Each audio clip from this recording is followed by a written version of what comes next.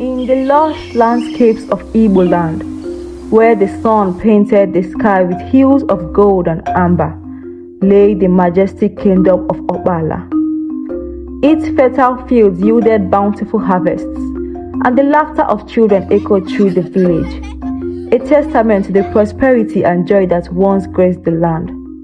Its people were known for their rich tradition, vibrant festivals, and a deep-rooted sense of community. The kingdom prospered and bloomed under the wise and just rule of King Emeka and his beloved queen, Nneka. But this golden age came to an abrupt end with the rise of a man named Obina, a man consumed by ambition and greed. Obina was not of royal blood, but he had always harbored a dark desire to seize power and glory.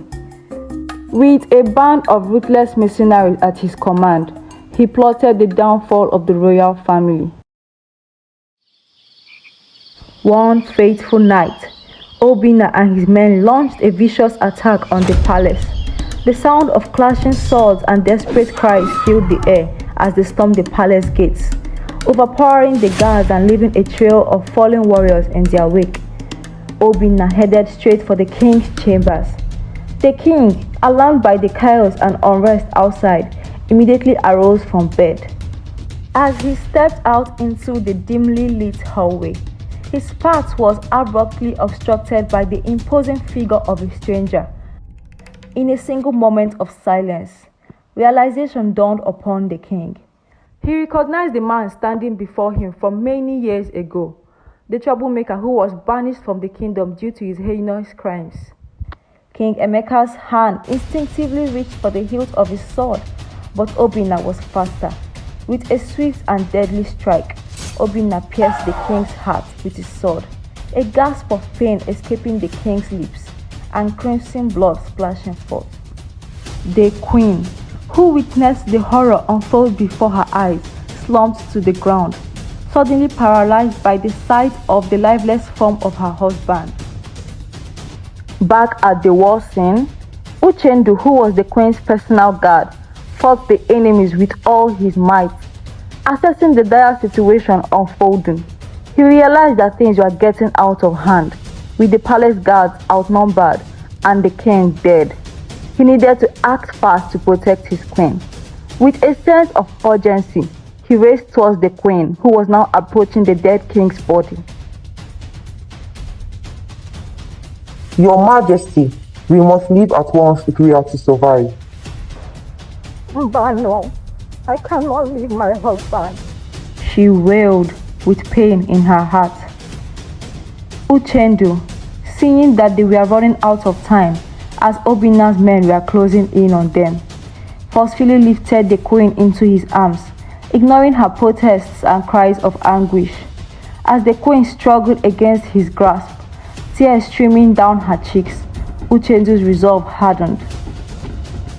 I will not let you die here, he vowed. Together, they fled the palace under the cover of darkness, away from the clutches of Obina's treacherous minions. With the royal family ousted and the kingdom in turmoil, Obina seized the throne, declaring himself king by right of conquest. His rule soon descended into a reign of terror and oppression, and the king ruled with an iron fist, instilling fear and obedience in the hearts of his subjects. His court was filled with corrupt officials and enforcers who carried out his every whim without question. Anyone who dared to oppose him was met with swift and brutal death or punishment. The kingdom was soon transformed into a place of fear and despair, its once vibrant streets replaced by silence and the echoes of anguish. As years passed, King Obinna needed the reassurance of his future, so he sent for his chief priest. Great Agubata, tell me of my destiny. Will I reign unchallenged until the end of time? Agubata, being a man of wisdom and foresight, studied his stones and cowries, casting them on the floor before he responded. O king, beware of the child of destiny, a son of royal blood.